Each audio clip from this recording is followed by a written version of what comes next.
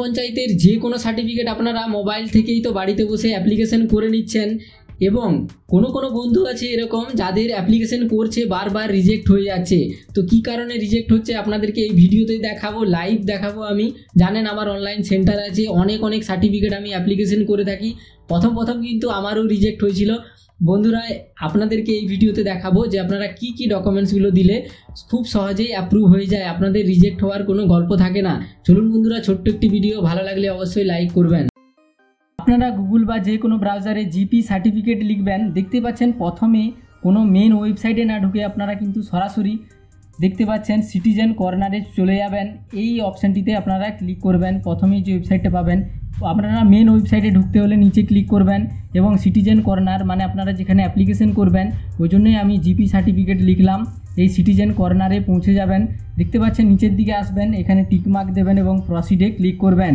এরপর যেই নাম্বারে আপনারা অ্যাপ্লিকেশন করতে চান বা অ্যাপ্লিকেশন করেছেন সেই নম্বরটা আপনাদেরকে এখানে এন্টার করতে হবে।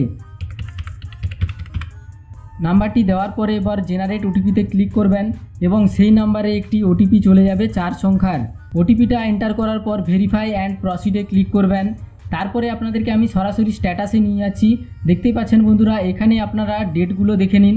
প্রথম যখন আমি করেছিলাম তখন কিন্তু বারবার রিজেক্ট হতেছিল।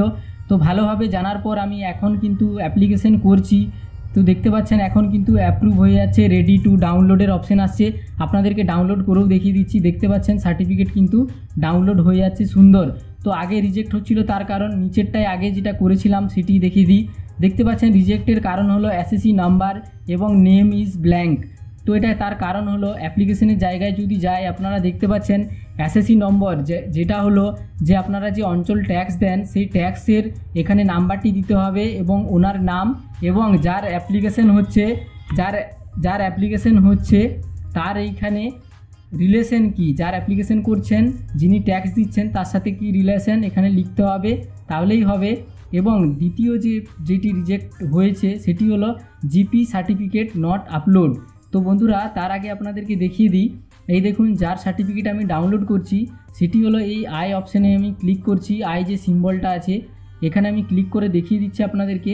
প্রথমে আমি আধার কার্ড দিয়েছি এবং 2 নাম্বার আমি দিয়েছি, দেখতে পাচ্ছেন ফাইন্যান্সিয়াল যে ট্যাক্স জমা দেওয়া হয়েছে কারেন্ট ইয়ারে সেই ডকুমেন্টস কিন্তু আমি দিয়েছি, ওই অঞ্চল ট্যাক্সের রসিদটা দেখতে পেলেন। এরপর আপনাদেরকে বলে দিই যে এরপরে নিচে যার জন্য আমার এটি রিজেক্ট হয়েছে, যে নিচে দেখতে পাচ্ছেন জিপি সার্টিফিকেট নট আপলোড, এই জায়গাটাও কিন্তু আপনাদেরকে ভরতে হবে। নিচে আপনারা ছেড়ে দেন এখানে আদার্স রিলেটেড ডকুমেন্টস হিসাবে, এটি একদমই ছাড়া যাবে না, তার কারণ এটির জন্যই রিজেক্ট হয়ে থাকে।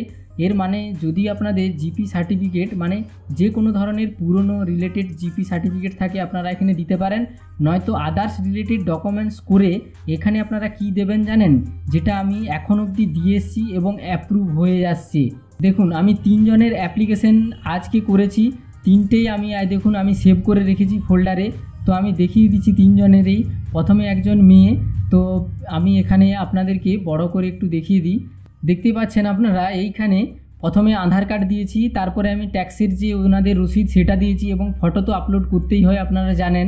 এগুলো জেপিজি হলেও চলবে, কিন্তু এই দেখুন একটা লেটার বলে ফাইল আছে পিডিএফ, এটি কিন্তু আপনাদেরকে পিডিএফেই দিতে হবে। লাস্টে যেটি আদার্স রিলেটেড ডকুমেন্টসে আপনাদেরকে দেখালাম, তো এই পিডিএফটা আমি ওপেন করে আপনাদেরকে দেখাচ্ছি। কিছুই না, এটা শুধুমাত্র একটা আপনাদেরকে নিজেরাকে দরখাস্ত লিখতে হবে যে ইনকাম সার্টিফিকেটের জন্য সাবজেক্টে দিতে পারেন বা রেসিডেন্সিয়াল সার্টিফিকেট প্লাস ইনকাম সার্টিফিকেটের জন্য আপনারা বাংলাতেই লিখতে পারেন সুন্দরভাবে। দেখতে পাচ্ছেন বাংলাতেই ছোট্ট করে লিখে দিয়েছিল যে আমি এই আমার গ্রামে এইখানে আমার বাবার নাম এই, আমি একটি স্কলারশিপের জন্য ইনকাম সার্টিফিকেট বা রেসিডেন্সিয়াল সার্টিফিকেট চাইছি, অতএব মহাশয়ের কাছে নিকট একান্তই অনুরোধ যাতে আপনাদের এই সার্টিফিকেট পেয়ে যায় সেই জন্য স্বীকৃতি দেবেন, বা এই সমস্ত যেরকম একটা দরখাস্ত লেখা হয় আপনাদেরকে পুরোটা পড়ে শোনালে সময় নষ্ট হবে এবং আপনাদের বার্ষিক আয়টাও কিন্তু দিয়ে দিতে হবে। আর সবচেয়ে গুরুত্বপূর্ণ যেটি সেটি হলো নিচে কিন্তু এই যে চিঠিটা আপনারা দিচ্ছেন বা দরখাস্তটা, এটার নিচে কিন্তু প্রধানের সই স্ট্যাম্প থাকবে। অতএব আপনাদেরকে সই স্ট্যাম্প কিন্তু নিতেই হবে। এই সই স্ট্যাম্পটা নেওয়ার জন্য একবার কিন্তু অঞ্চলে যেতেই হবে। বন্ধুরা কিছু করার নেই, বাড়িতে বসেই সব কিছু হয়ে যায় না। আমি দেখুন আরও একজনের, এই দেখুন রাম বলে যেই ভাইটির আমি অ্যাপ্লিকেশন করেছি, ওনারও কিন্তু লেটার দেখতে পাচ্ছেন, এই লেটারটি একদম আলাদা। দেখতে পাচ্ছেন এই লেটারটাতে প্রধান নিচে সই স্ট্যাম্প করে দিয়েছেন এবং এইখানে যে ট্যাক্স জমা পড়েছে সেটাও কিন্তু ডিটেলসে এখানে লিখে দেওয়া আছে। দেখতে পাচ্ছেন বন্ধুরা, আপনারা দরখাস্ত করবেন এবং প্রধানের সই স্ট্যাম্প করে নিয়ে আসবেন। তারপর আপনারা বাড়িতে বসে 1 বছরের জন্য কিন্তু এই সার্টিফিকেট আপনারা খুব সহজেই প্রত্যেক জায়গায় ব্যবহার করতে পারবেন। তো বন্ধুরা, আশা করি বুঝতে পারলেন। যদি আপনাদের কোনো জায়গায় অসুবিধে হয়ে থাকে অবশ্যই আপনারা কমেন্ট করে আপনাদের মূল্যবান মতামত জানাবেন। বন্ধুরা, আমি গদা বাংলায় ভিডিও বানাই, ভালো লাগলে অবশ্যই লাইক করবেন, চ্যানেলটিকে সাবস্ক্রাইব করে রাখবেন। ধন্যবাদ।